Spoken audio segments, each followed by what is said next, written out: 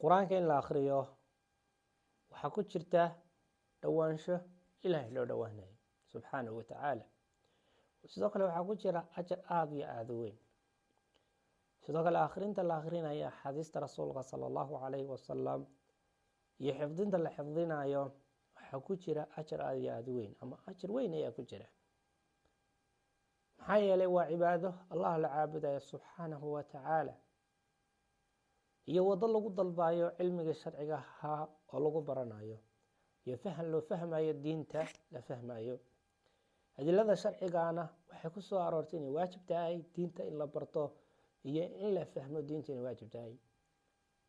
xataa uu adoonka ama qofka adoonka ilaahay uu ka caabudayo uu basiiro iyo cilmi ku caabudayo.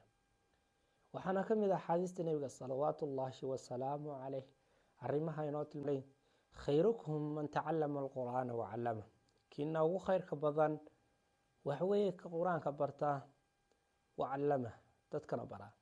yacni ka qur-aanka barta ee aqoon u yeesha qur-aankii, xifdiya, ku camal fala, kadibna khayrkii bara oo ayana sii gaadhsiiya qur-aankii. nabigu warkan wuxuu leeyahay man yuriid illaahu bihi khayran yufaqihu fi ddiin. ku ilaahay khayr la doono wuxuu fahansiiyaa diinta islaamka ayuu fahansiiyaa, oo fahanka ayuu allah subxaanahu wa tacaala u furaa. sidoo kale nebigu wuxuu leeyahay sala allahu calayhi wasalam, nebigu mar kale wuxuu leeyahay man salaka dariiqan yaltamisu fiihi cilman sahla allahu bihi dariiqan ila aljanna. ka qofka waddo mara, waddada uu ku dalbayo cilmi sharciya, ilaahay wuxuu u fududeeyaa waddada uu jannada ku gelayo. yacni qofka waddo mara uu cilmi sharciya ku dalbayo, allah wuxuu u fududeeyaa waddada uu jannada u marayo. allah nebigu wuxuu leeyahay sala allahu calayhi wasalam mar kale wama ijtamaca qowmun fii beytin min buyuut illah. kuma kulmaan ama kuma ururaan guriga iskuma yimaadaan ay ku akrinayaan kitaabka ilaahay, kuna tadriisanayaan, daraasad ku sameynayaan oo ay baranayaan.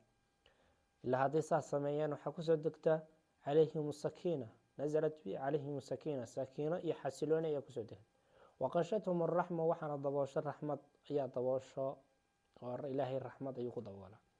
sidoo kale waxafathum almalaaika, malaaika ayuu allah yacni malaaika ayaa hareereysa oo xifdinaysa. ilaahayna subxaanahu wa tacaala wuxuu ka sheegaa cidda agteeda ayuu u sheegaa oo dhah waa kuwa addoommadeydii wan wanaagsada. bal fiiriya addoommadeydii wan wanaagsana si ii caabudayaan, si u akhriyayaan kitaabka ilaahay. dhammaanba waxyaabahaas waxay ku saabsan yihiin qiraa'ada la akhrinayo qur-aanka ilaahay iyo xifdinta iyo akhrinta la akhrinayo axaadiista nebiga.